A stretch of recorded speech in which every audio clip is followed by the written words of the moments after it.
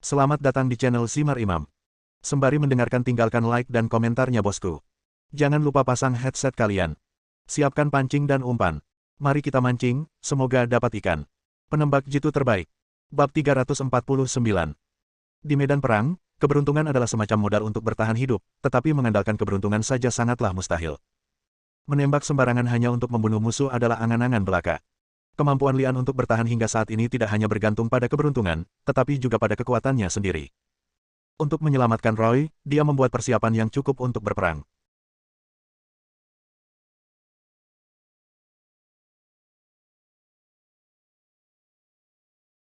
Bom asap membantu Ang Li dan Roy mengungsi, namun tidak dapat sepenuhnya membantu mereka keluar dari kesulitan. Setelah mengetahui keduanya telah melarikan diri, tim musuh mulai mengejar mereka. Lagi pula, Roy hanya memiliki sedikit pengalaman bertempur. Dia mundur setiap langkahnya dan sangat khawatir musuh akan menyusul. Lian, bagaimanapun, jauh lebih tenang dan mendesak dengan suara rendah, jangan melihat ke belakang, ikuti saja aku. Jumlah musuhnya banyak sekali, apalagi berhenti, meski berlari sedikit lebih lambat, bisa-bisa kamu dikepung musuh lagi. Ang Li berlari bersama Roy, dan musuh mengikuti dari belakang. Baru setelah terjadi ledakan, keadaan berubah. Dengan ledakan, seorang penembak jitu yang hanya fokus mengejar secara tidak sengaja memicu jebakan, membunuh dirinya sendiri dan rekan di sampingnya. Boom, boom, boom. 3 ledakan lagi terjadi, menewaskan 4 orang satu demi satu. Jika orang yang tersisa terus mengejar saat ini, mereka akan menjadi sangat bodoh. Tidak peduli betapa bodohnya Anda tahu bahwa Lian telah menyiapkan susunan ranjau di sini. Jika Anda terus berlari ke depan tanpa memahami situasinya, lebih banyak orang akan mati. Langkah kaki musuh terhenti, dan Lian serta Roy selamat. Roy mengira Ang Li akan membawanya ke tempat yang lebih jauh, tapi dia berhenti tidak lama setelah berlari dan membawanya ke bawah gudang kamuflase tempat Ali berada. Roy yang tidak lagi terkena hujan yang menguras seluruh tenaga dan tenaganya, merasa jauh lebih baik. Apalagi setelah menyantap sepotong coklat pemberian Ang Li, Roy terlihat semakin energi dan bertanya dengan rasa ingin tahu, mengapa kamu menyelamatkan saya? Karena beberapa orang tidak ingin kamu mati. Lian menjawab dengan jujur. Roy mengerutkan kening, tidak mengerti apa yang didengarnya. Kita terlalu dekat dengan musuh. Mereka bisa saja mengejar kita kapan saja. Haruskah kita berpindah tempat? Roy bertanya dengan cemas setelah beberapa saat. Lian tersenyum dan berkata, oke. Katakan padaku di mana yang aman dulu, lalu kita akan pergi ke sana bersama. Roy terkejut. Ya, di mana yang aman? Bagi Roy, musuhnya mungkin adalah tim yang beranggotakan 30 orang tadi, tapi bagi Ang Li, 2.000 penembak jitu di seluruh area adalah musuh.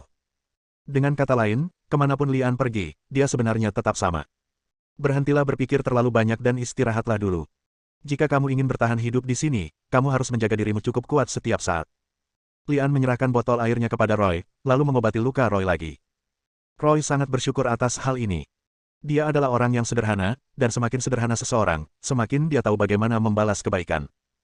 Dia juga ingin mencari kesempatan untuk membunuh Lian sebelumnya, tapi sekarang dia hanya ingin membalas budi Lian.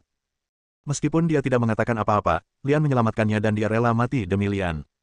2 dari 3 orang terluka, dan situasi menjadi lebih buruk bagi Ang Li. Mungkin akan lebih baik jika dia melakukannya sendiri. Biarpun ada yang bilang dia perawan, dia tidak bisa meninggalkan mereka berdua sendirian. Dengan cara ini, Ang Li harus merencanakan ulang bagaimana terus hidup bersama Roy dan Ali di area kematian ini. Hujan terus turun, yang menyebabkan hambatan besar bagi permainan kematian. Bagi Ang Li, itu adalah hal yang baik.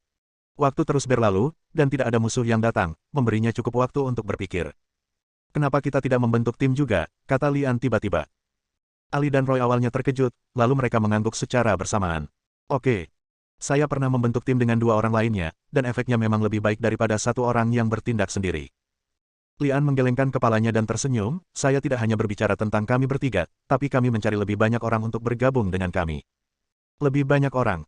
Ali terkejut lagi dan kemudian melanjutkan khotbahnya. Kakan, apakah otakmu rusak karena hujan? Semua orang di sini ingin membunuhmu, siapa yang mau bergabung dengan timmu? Saya jamin jika Anda muncul, mereka akan menembak Anda dengan cara apapun. Petik 2.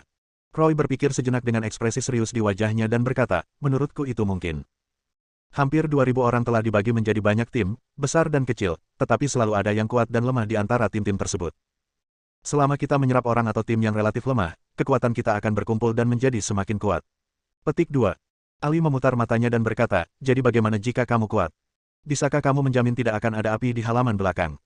Betapapun bodohnya Roy, dia tahu Ali tidak mempercayainya, terutama orang lain. Ali. Lian memanggil dengan lembut. Maaf, aku baru saja mengatakan hal yang salah. Ali meminta maaf, tapi maksud yang dia sampaikan adalah kenyataan. Semakin banyak orang yang bergabung dalam tim, semakin sulit untuk menjamin bahwa tidak ada orang yang mengambil gambar di belakang layar. Roy tersenyum pahit dan menggelengkan kepalanya. Tidak apa-apa, akan sama saja jika itu aku. Kami baru saja bertemu, jadi tidak ada rasa percaya. Wajar jika ada keraguan. Saya punya cara untuk mengatasi masalah ini, kata Lian misterius. Apa yang bisa kita lakukan? Ali dan Roy bertanya bersamaan. Lian tersenyum dan berkata, kamu hanya khawatir orang-orang itu akan memanfaatkanku. Sederhana sekali, selama aku menghilang. Ali dan Roy saling berpandangan dan langsung mengerti. Ya, selama Angli tidak muncul di hadapan semua orang, tidak ada yang akan mengganggunya, dan rencana pembentukan tim dapat terlaksana dengan sempurna. Hari mulai gelap. Sudah lebih dari 30 jam sejak permainan kematian dimulai, dan semua orang hanya perlu bertahan selama 40 jam. Rencana pembentukan tim dengan cepat diselesaikan, dan kami mencari orang atau tim lemah untuk bergabung dan tetap bersama. Hujan terus berlanjut setelah gelap. Ini adalah hutan hujan tropis, jadi meski hujan deras selama 3 hari 3 malam, tidak ada yang aneh dengan itu. Lian dan 3 lainnya terus bersembunyi di bawah gudang, berencana menunggu hingga fajar sebelum mengambil tindakan. Perkembangannya agak tidak terduga. Boom, boom. 3 suara tembakan tiba-tiba terdengar di tengah suara hujan, dan mata Lian berbinar. Seseorang. Apakah Anda menemukannya? Salah.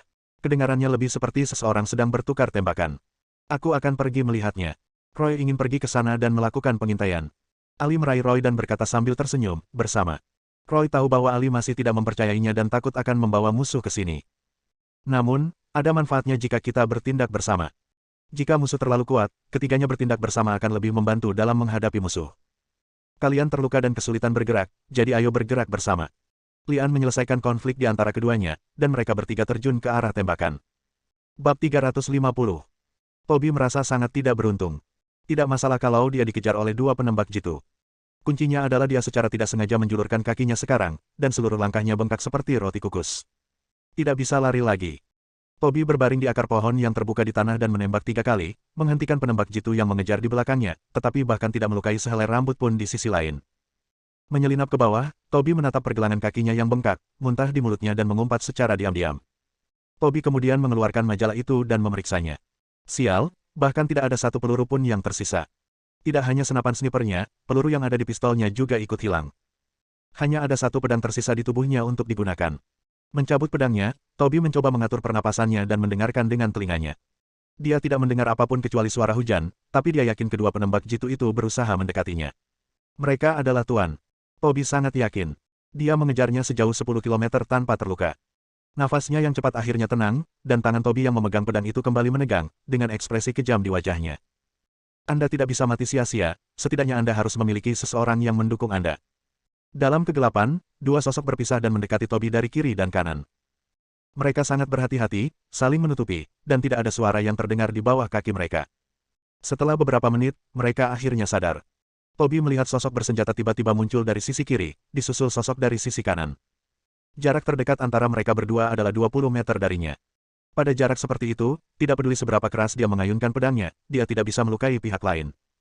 Toby masih mengayunkan pedang di tangannya dengan penuh semangat, dengan ekspresi kengganan di wajahnya. Boom, boom. 2 suara tembakan terdengar hampir bersamaan. Toby menarik napas tajam dan mempersiapkan diri menerima kenyataan, kematian. Boom, boom. Musuh di kiri dan kanan terjatuh karena alasan yang tidak diketahui.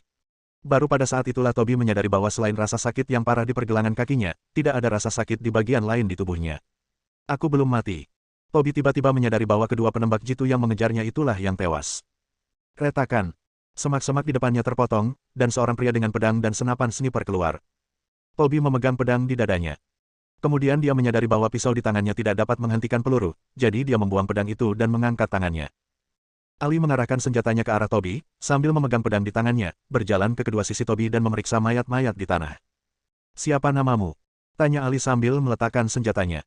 Toby menghela nafas lega, akhirnya yakin Ali dan Roy tidak ingin membunuhnya. Toby, sepertinya kamu tidak bisa bertahan hidup di sini sendirian. Apakah kamu bersedia bergabung dengan tim kami? Bergabunglah dengan timmu. Awalnya Toby mengerutkan kening, lalu mengertakkan gigi dan berkata, sejujurnya, saya punya tim sendiri, tapi saya dikelilingi oleh tim lain 1 jam yang lalu. Jika Anda bisa menyelamatkan yang lain, maka saya akan mengajak mereka bergabung dengan tim Anda. Petik 2. Ini adalah kabar baik.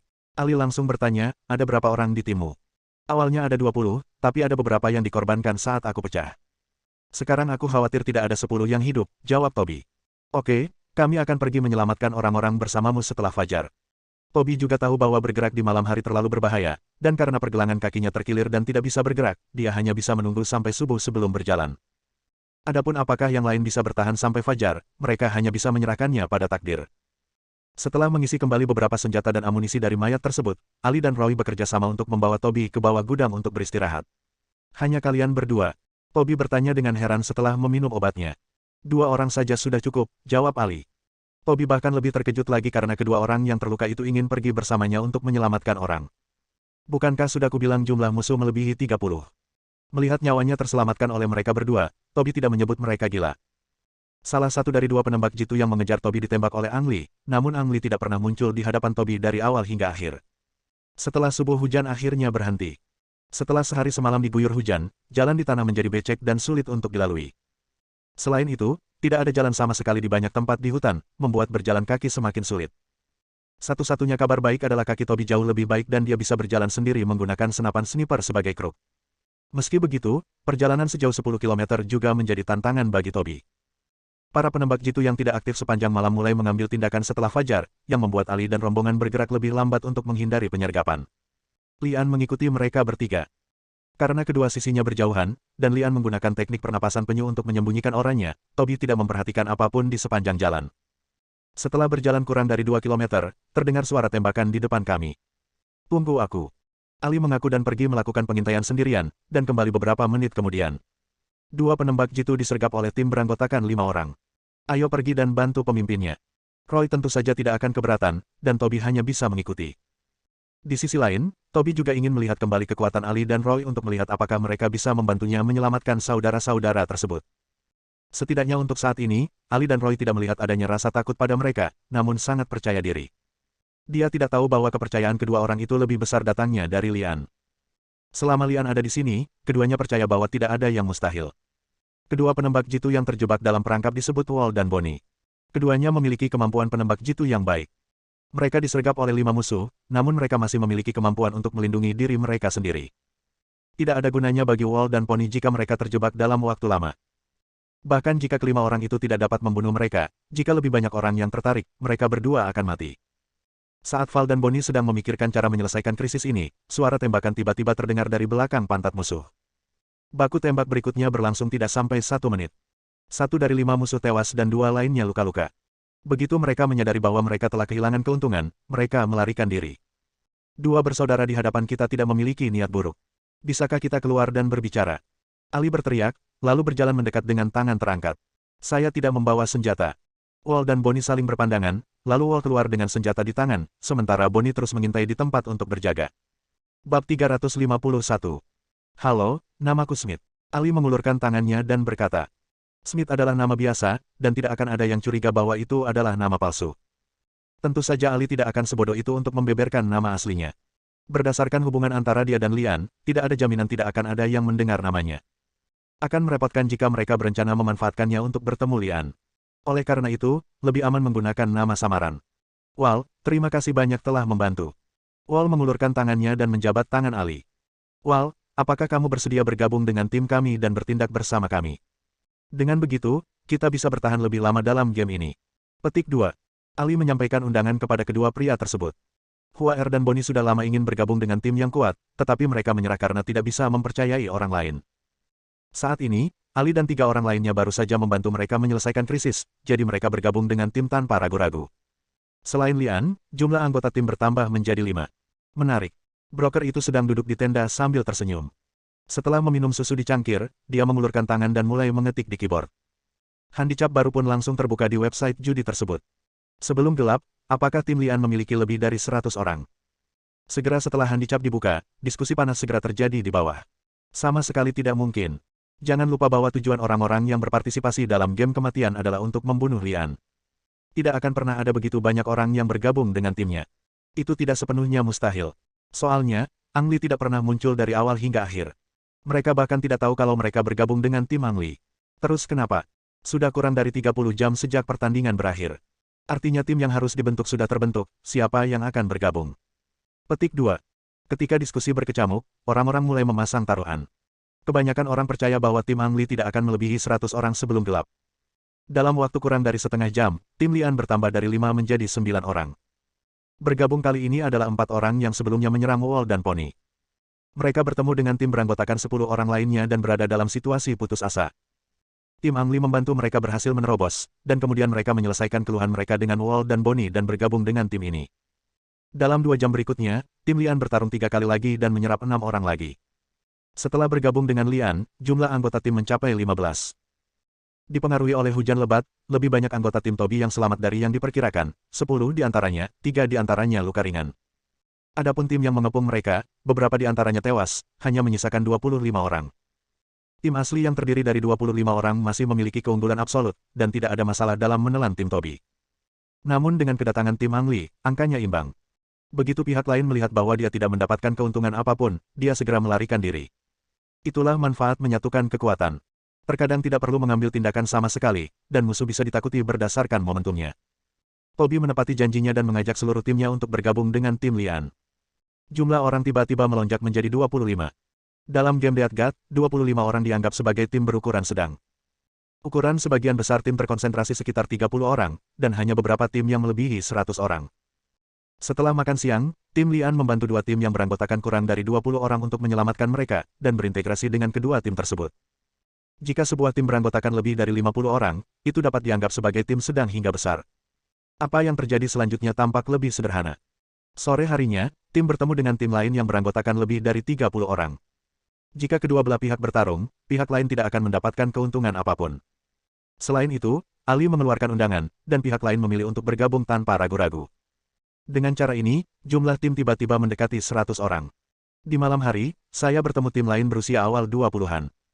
Di bawah tekanan momentum, tim berusia 20 tahun ini pun ikut bergabung. Dengan lebih dari 100 orang, tim Ang Li telah menjadi tim besar dalam permainan Bleach. Apakah ada kesalahan?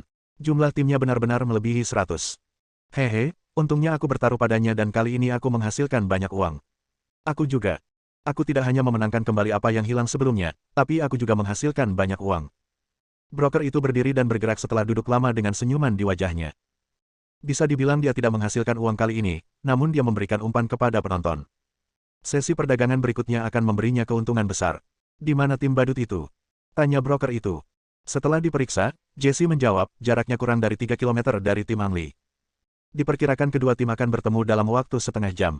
Oke, jawab broker itu. Harley si badut, saat ini belum banyak orang yang mengetahui nama ini. Dia pernah menjadi penembak jitu yang terkenal di dunia, menempati peringkat pertama dalam daftar. 10 tahun yang lalu, Harley si badut tiba-tiba mundur dari panggung penembak jitu. Jika tidak, dia seharusnya berada di daftar teratas sekarang. Kali ini Death Game juga menarik perhatian Harry si badut, yang mengejutkan sang broker. Penampilan Harry si badut di Death Game sama sekali tidak mengecewakan para pengunjung. Jauh sebelum game Death dimulai, Harley the Clown sudah mulai membentuk timnya sendiri. Di awal Death Game, timnya sudah mencapai 10 orang. Setelah itu, semakin banyak orang yang berkumpul, dan 500 orang bergabung dengan tim badutnya, menjadikannya tim terbesar di Death Game. 500 orang, setara dengan seperempat dari total jumlah orang yang berpartisipasi dalam permainan, menunjukkan betapa kuatnya tim badut. Harry, aku punya hadiah besar untukmu. Broker itu terhubung dengan Harry si badut melalui satu saluran. Katakan. Suara badut Harry terdengar sangat arogan, dan dia sama sekali tidak menganggap serius broker itu. Di mata Harry si badut, broker tidak lebih dari seorang perantara vampir yang tidak memiliki kemampuan bertarung sendiri. Ada tim yang terdiri lebih dari 100 orang 3 km jauhnya. Tim ini milik Lian. Ang Li. Mata badut Harry langsung menjadi serakah. Apakah kamu yakin dia ada di sana? Broker itu menjawab, Lian bersembunyi di balik timnya. Ini rahasia. Saya yakin Anda tidak akan mau berbagi ruang rahasia ini dengan orang lain, bukan? Aku tahu bagaimana melakukannya, dan kamu akan mendapatkan apa yang kamu inginkan. Keserakahan di mata badut Harry menjadi semakin kuat. Tentu saja dia tidak akan membagi bonus lebih dari 100 juta dolar AS kepada orang lain. Saya berharap Anda sukses. Broker itu mengakhiri panggilan dengan Harry si badut sambil tertawa, dan kemudian membuka rintangan baru. Tim Joker Harry yang beranggotakan lebih dari 500 orang bertarung melawan tim Ang Li yang beranggotakan 100 orang. Akankah Ang Li mati dalam pertempuran ini? Selamat datang untuk memasang taruhan Anda. Begitu handicap dibuka, area diskusi langsung ramai. Bab 352. Bagaimana bisa 100 orang menjadi lawan dari 500 orang? Saya yakin Lian sudah mati kali ini. Ya, menurutku Lian juga sudah mati. Sekilas, Anda adalah pemula dalam urusan militer. Apakah ada banyak contoh dalam sejarah yang menang melawan banyak orang? Persetan dengan kekuatan militermu. Taruhannya sekarang adalah apakah Lian bisa bertahan, bukan apakah timnya bisa menang. Itu benar, selama beberapa anggota tim badut mampu menahan anggota tim Ang Li, itu akan lebih dari cukup bagi yang lain untuk menembak dan membunuh Ang Li. Orang-orang memasang taruhan mereka satu demi satu, pada dasarnya bertaruh bahwa Lian akan mati. Tentu saja, ada juga sejumlah kecil orang yang telah belajar dan bertaruh pada Ang Li untuk menang, namun mereka tidak berani bertaruh terlalu banyak. Saat hari mulai gelap, bahkan tim besar pun tidak mau bertindak sewenang-wenang. Begitu ia jatuh ke dalam jebakan yang dipasang dengan hati-hati oleh musuh, bahkan tim kecil pun bisa menelannya. Selain itu, tim yang mati-matian dibentuk oleh Ali dan Roy ini awalnya untuk melindungi Ang Li dan berusaha menunda permainan hingga akhir. Melihat waktunya kurang dari 20 jam, mereka tentu saja tidak mau terus mengambil risiko. Mendirikan kemah adalah cara terbaik untuk menunda waktu. Bagi yang lain, mereka tidak bersedia melakukan ini. Bagaimanapun, mereka bergabung dengan tim tidak hanya untuk menyelamatkan nyawa mereka, tetapi juga ingin menggunakan kekuatan tim untuk meningkatkan peluang menembak Ang Li. Tidak, saya tidak setuju untuk berhenti. Setiap orang harus terus mencari. Benar. Jumlah kita banyak sekali, jadi kita tidak perlu takut meski bertemu tim lain. Benar, jika kamu menyia-nyiakan satu malam dengan sia-sia, permainan kematian akan berakhir besok. Ya, kami akan melewatkan kesempatan ini. Ali dan Roy mengerutkan kening. Mereka tidak bisa memberitahu orang-orang ini bahwa tujuan mereka sebenarnya adalah melindungi Lian, bukan. Tepat ketika Ali dan Luo Fen berada dalam dilema, seorang penembak jitu yang bertanggung jawab atas pengintaian tiba-tiba berlari mendekat. Ups, tim besar muncul di depan. Semua orang memperhatikan bahwa pramuka mengatakan, besar, bukannya, besar. Berapa orang di seberang sana? Ali langsung bertanya. Terlalu gelap untuk melihat dengan jelas, tapi ini adalah area kegelapan yang luas. Diperkirakan jumlahnya beberapa kali lebih banyak dari kita. Beberapa kali. Semua orang terkejut. Apa yang perlu ditakutkan? Paling buruk, kita bisa bergabung saja dengan tim mereka. Penuturnya mempunyai tahi lalat hitam di hidungnya yang dijuluki tahi lalat hidung. Nose Mole adalah orang yang sangat licik dan berbahaya pada pandangan pertama. Dia awalnya adalah pemimpin tim berukuran sedang, dan dia menyerah tanpa perlawanan karena banyaknya orang di tim Ang Li. Kertas dinding. Ali mengumpat dalam hati. Justru karena ucapan tahi lalat itulah Ali dan Roy memperkuat keyakinan mereka bahwa mereka tidak boleh memberitahu orang-orang ini bahwa Lian mengikuti di belakang. Tim yang dibentuk sementara ini sungguh luar biasa. Angin yang sedikit lebih kencang dapat menghancurkan tim seperti itu. Akan lebih baik jika pihak lain menyetujui bergabungnya kita. Jika kita semua bertindak bersama, kita bisa mengumpulkan lebih banyak kekuatan. Namun, kami harus bersiap dengan kedua tangan, sehingga setiap orang dapat memasang jebakan sesegera mungkin dan melakukan pertahanan dengan baik. Petik 2. Ali pura-pura setuju dengan gagasan tahi lalat hidung itu. Tidak ada yang keberatan dengan saran Ali. Bagaimanapun, orang-orang terpisah satu sama lain, dan tidak ada yang tahu apa yang dipikirkan orang lain. Selain itu, waktu yang tersisa dalam permainan tidak banyak, dan jika Anda bisa mendapatkan sedikit bonus, tidak ada yang bisa menjamin bahwa pihak lain akan mencoba melahapnya. 3 kilometer, jika Anda berjalan cepat, akan memakan waktu kurang dari 10 menit, yang tidak memberikan banyak waktu bagi semua orang. Aku mau buang air kecil, Ali berpura-pura terburu-buru dan berjalan kembali.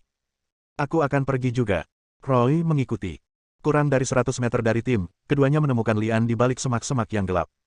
Apa yang terjadi? Lian bertanya. Ali merendahkan suaranya dan berkata, Saudara An, situasinya tidak baik. Sebuah tim besar dengan ratusan orang tiba-tiba muncul di seberang.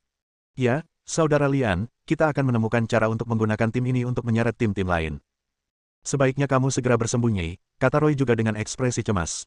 Meninggalkan saudaramu dan lari sendirian. Ang Li tidak bisa melakukannya. Saat Lian sedang memikirkan tindakan pencegahan, dia tiba-tiba mendengar suara di depannya, dan kemudian melihat sesosok tubuh melompat keluar. Jangan bergerak. Tahi lalat hidung. Ali dan Roy sama-sama kaget. Mereka tidak menyangka orang ini akan mengikuti mereka. Ceroboh, sungguh ceroboh. Nose Mole memegang senapan sniper dan berkata dengan ekspresi bangga di wajahnya, awalnya aku mengira kalian berdua ingin melarikan diri, tapi aku tidak menyangka ada ikan besar yang tersembunyi di sini. Cek-cek. Ang Li yang memiliki kekayaan 100 juta dolar AS, awalnya berpenampilan seperti ini. Ini cukup menguntungkan bagi saya. Petik 2. Roy dan Ali berdiri di depan Lian pada saat yang sama dan berteriak dengan suara rendah, letakkan senjatamu. Si tikus tanah mengejek, letakkan senjatamu. Berhentilah bermimpi. Entah saya berteriak atau melepaskan tembakan, dijamin banyak orang akan datang ke sini. Apakah menurut Anda masalah ini bisa disembunyikan saat itu? Petik 2. Ali dan Roy terdiam. Minggir, kalau tidak aku akan membunuh kalian berdua juga. Tentu saja, Ali dan Roy tidak akan menyingkir meskipun mereka mati. Mereka berdua merasakan angin sepoi-sepoi bertiup, lalu melihat kilatan cahaya dingin, dan sebilah belati muncul di tenggorokan Nose Mole. Hampir di saat yang bersamaan, sesosok tubuh bergegas keluar dari mereka berdua seperti seekor citah dan merebut senapan sniper dari tangan Nosemole. Omong kosong sekali. Lian melirik Nosemole yang terbaring di tanah dengan tangan menutupi tenggorokan dan kakinya menendang-nendang. Ali bergegas mendekat dan mencabut belati dari tenggorokan tikus tanah dan membunuh orang itu. Lalu dia berkata kepada Lian, "Saudara An, di sini benar-benar tidak aman. Sebaiknya kamu segera pergi. Jika kamu ingin pergi, ayo pergi bersama." Roy menggelengkan kepalanya dan berkata, "Jika kita pergi, orang lain akan mengira kita telah melarikan diri, dan semuanya akan menjadi kacau. Ya, kami berdua yang tinggal dapat membantumu mengulur lebih banyak waktu. Selain itu, jika situasinya tidak berjalan baik, belum terlambat bagi kami berdua untuk berangkat saat itu juga." Petik 2. Ali berkhotbah. "Saudara Lian, benar-benar tidak ada waktu untuk disia-siakan. Kamu harus segera pergi," desak Roy. Lian sedikit mengernyit, mengangguk penuh semangat dan berkata, "Oke, aku pergi dulu." Setelah berbicara, dia berbalik dan pergi. Ali dan Roy merasa lega dan kembali ke tim, meninggalkan tubuhnya. Lian kembali setelah beberapa saat, menyembunyikan tubuhnya dengan tahi lalat hidung. Janji pergi barusan hanya asal-asalan bagi Ali dan Roy. Ketika keduanya membujuk Lian untuk pergi, suara broker terdengar di komunikator Lian, dan dia mengerti tujuan kedatangan tim ke sini. Agen tidak akan membiarkan Ang Li pergi seperti ini, jika tidak, pertunjukan bagus itu akan hilang. Ang Li menggunakan bangkai tikus tanah untuk membuat umpan, lalu menunggu kedatangan Harry si badut. Beberapa menit kemudian, tim badut Harry berhenti 100 meter dari depan tim Ang Li, dan kemudian mulai melebarkan sayap ke kedua sisi, berharap bisa mengepung mereka. Bersambung.